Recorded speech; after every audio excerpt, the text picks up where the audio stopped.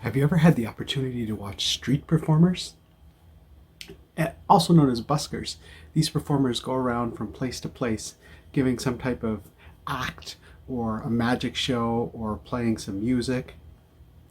Maybe one of the most common types you've seen is the musician who's down at the street corner playing a song with his guitar case open and people throw a few money in.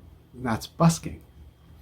There's a tradition at the end of busking known as the passing of the hat, where the busker, after performing his show, doing his entertainment, he'll go around with the hat and he'll ask for people to put some tips in the hat. And that's how the busker makes money.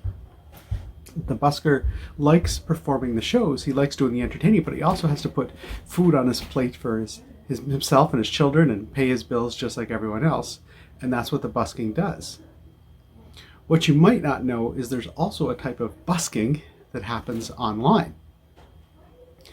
And you might think, well, wait a minute, that doesn't make sense. I watch advertisements, there's all kinds of advertising online. Doesn't that help pay the supporter?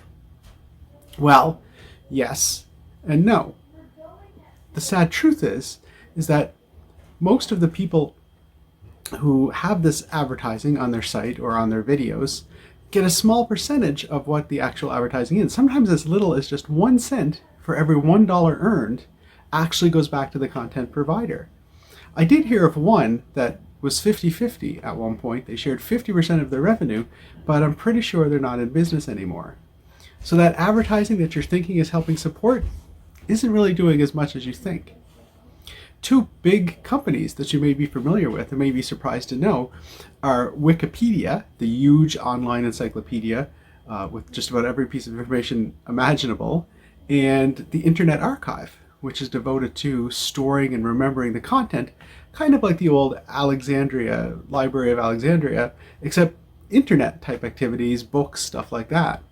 Both of these run campaigns, usually every quarter, asking for donations from you, because they're nonprofit organizations devoted to providing this content, but they also need to have employees to pay people, to pay their bills, to put food on their table. And they'll put up that little ad every once in a while when you go view an article or you go to their website saying, hey, can you help chip in a few dollars?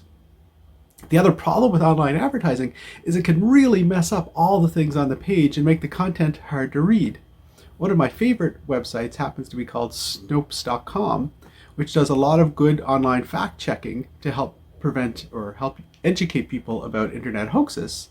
And if you go to their site, you'll see that it's just littered everywhere with advertising, making it very hard to actually read what the internet hoax is. So again, that can be cleaned up by doing this sort of internet busking. Now let's say there's a content provider out there that you really want to support, that you think, oh, I'd really like to help support them. Let me give you 3 ways that you can help do that. The first is looking for their Patreon page. Patreon is a cool site that allows people to log in, set up an account, and then actually donate on a regular basis, usually monthly, to their favorite content provider.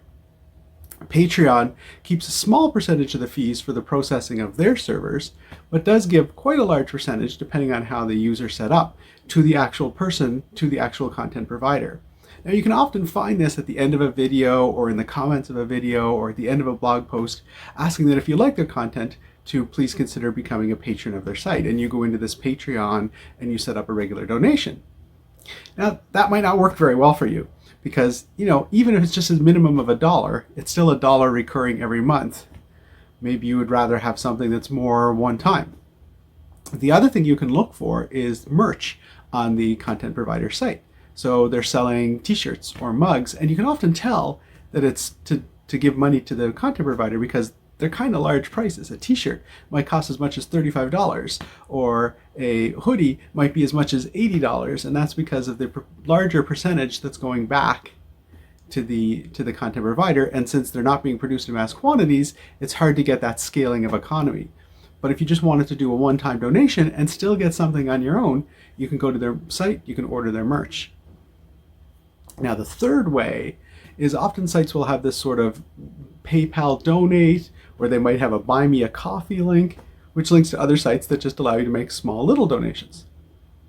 So what you have there is 3 ways: the Patreon site, the buy me a coffee or the looking into or buying the merch. And that's some ways that you can help support your content provider when they pass around the hat looking for something to help keep money on their table. Thank you, and be proud of your inner geek.